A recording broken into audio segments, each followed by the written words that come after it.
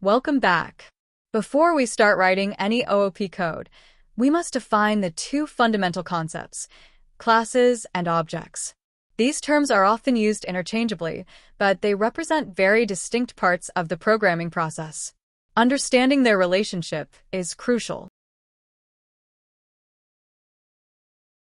1. What is a class? A class is essentially a blueprint, a template, or a definition for creating objects. It doesn't actually exist in memory. It just defines what properties or attributes and what behaviors or methods an object of that class will have. For example, a dog class defines that all dogs have a color, attribute, and a bark method. 2. What is an object? An object is an instance of a class. It's a real, concrete entity that exists in memory. It holds the actual data specified by the class template. If the dog class is the blueprint, then Fido, a specific dog with brown color, is an object. You can create many different objects from a single class, like Fido, Max, and Daisy, each with its own unique attribute values. 3. Instantiation, creating an object.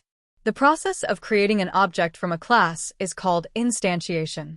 In Python, you typically instantiate an object by calling the class name as if it were a function, like my_dog equals dog with parentheses.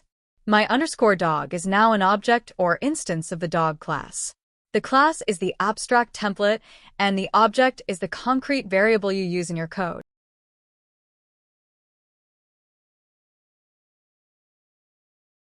To summarize, class defines, object realizes.